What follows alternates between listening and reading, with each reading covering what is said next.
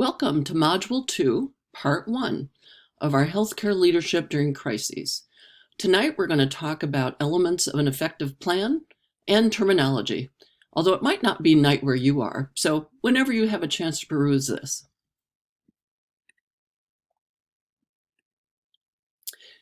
So when you think about disaster management, there are two main components. On the left side, you see that we have planning, and on the right, operation. So we think of our P's: predict, prevent, prepare. And when it comes to the operation during disasters, it's rescue, relief, and rehabilitation. P and R. Another way of looking at your disaster management plan is like a bubble within bubbles or within balloons. So it looks at making sure that you're providing the appropriate action so as to minimize the loss of life and property and to restore normalcy within the minimum time possible. So we will be talking about each of these elements in upcoming slides. Another way of looking at your emergency management planning is to think of it as a pyramid. Perhaps not unlike your Maslow's hierarchy of needs, it's just that we have obviously different terms in this situation. So at the bottom, you start with your enterprise-wide vision for what should emergency management look like. It could be in your organization, it could be county-wide, it could be city-wide, it could be statewide. And then what's your 5-year strategic and business plan, and what do you do about mitigation when the operations for an emergency are actually happening, how you keep going while an emergency is happening or a disaster, and then what do you do to recover? And of course, we're all looking to be as resilient as possible as we can be. When I am writing these slides and thinking about what has just happened, we just had another major hurricane in the Gulf. It was called Laura. A Category 4 entered the shores between the Louisiana and Texas border from Lake Charles to a little bit northeast of Houston. And they're estimating that the damage to that community or those communities is up to 15 to 20 billion. I have lived through a lot of hurricanes given where I live. I just don't recall one that was this much disaster this far inland. So we still had a Category 3 many, many miles inland. And then of course, Category 2 down to 1, etc. It will take months, if not years, to recover from this kind of hurricane. So how do we ready ourselves for crises? I'm sure if you're living up north like I used to, you think about in the winter getting ready for potential blizzards and the kinds of stuff you pack in the trunk of your car, whether you keep salt, be careful how you keep that, it could rust out your car. Emergency blankets, extra clothing, matches, you name it. And that's just taking care of your own personal situation if you have to drive somewhere and there's a potential of a blizzard. Down here in Florida, we obviously have a hurricane preparedness kit where we keep 5 gallons of water on hand, as well as a lot of gas to keep our generators going, given that it's usually 90 degrees plus when the hurricanes hit. So that's all well and good on a personal level. But how do we ready ourselves when we're part of an organization? So emergency preparedness, you think about formulating your hospital, and I will say here, I use the word hospital a lot. You can think of any kind of healthcare organization. I just don't want to have to go through naming them every time that I bring up the word. So just view hospital as being a catch-all for whether you're part of an insurance company, a long-term care facility, a clinic, you name it, as noted other healthcare organizational action plan and policies. So you design your EPDM. What is that? Your emergency preparedness for disaster management. You look at how you can strengthen your staff so they can participate in the disaster management team if and when the time comes. It's not usually if, it's a when. You establish your triage protocol. How are you going to deal with those people that show up at your door, or if it's just a matter of trying to keep your staff and clients or residents safe? And what's your protocol for response to disasters? Who will all report to? What responsibilities will each have?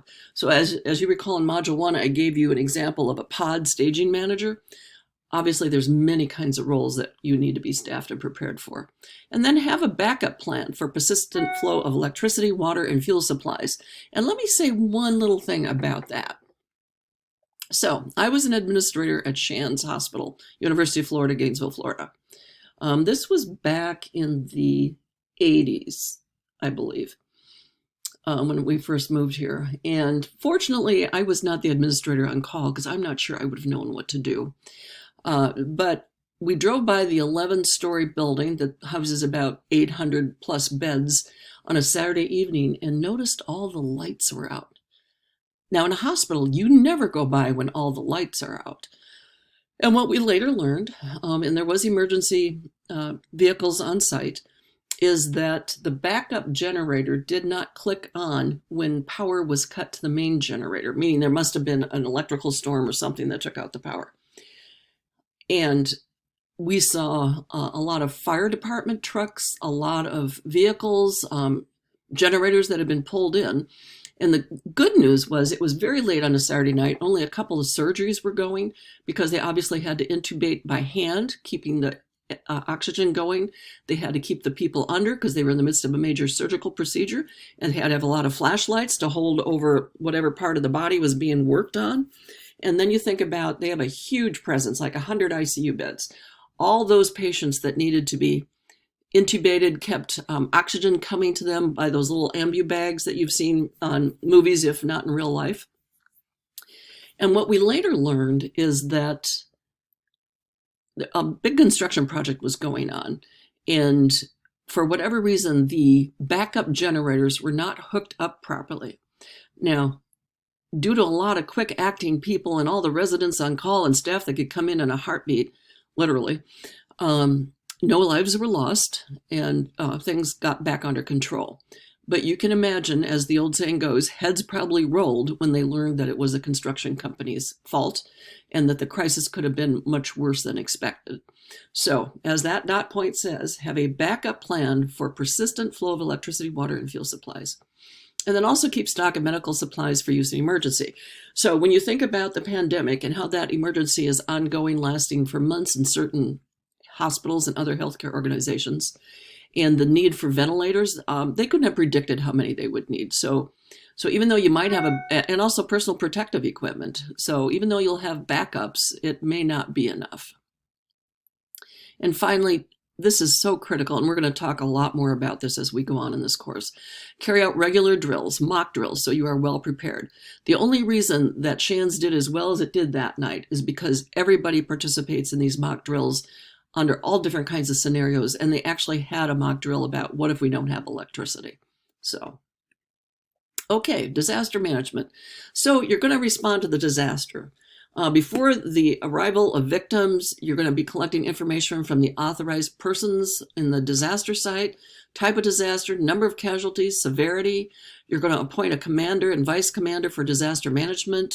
You'll be activating your disaster protocol. You're going to determine where the receiving area is or casualty collection point. Now, I can point to a lot of TV shows that show you how it's dealt with. You can go to ER, Grey's Anatomy, you name them, and you can see some of these kinds of things happen in their, quote, real-life version of TV land.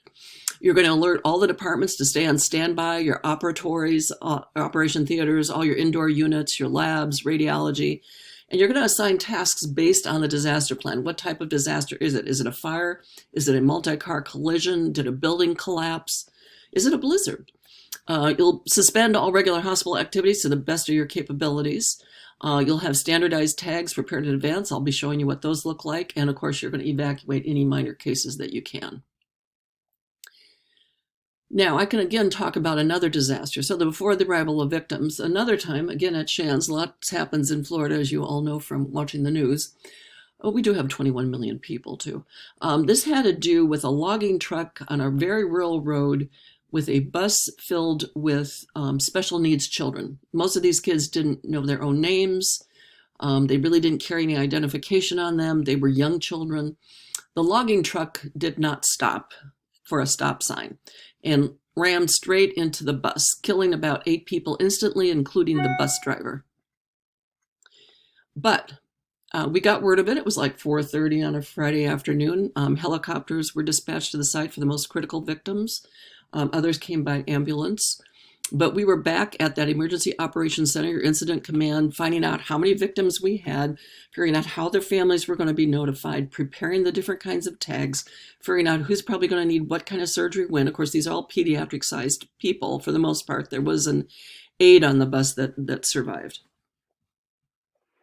And so the fact that we'd had mock drills like with a plane, landing or not landing well, and creating test victims for us to see what a big stage disaster like that would look like, involving all the different hospitals in town, etc.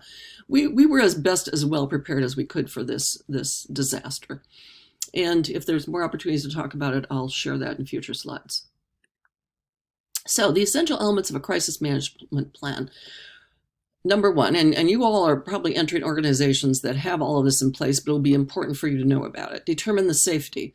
Who's that director? Who directs the crisis or disaster? Some organizations have a full-time disaster director simply because that's how many disasters they experience. Shands certainly did, given its role as a tertiary quaternary care facility.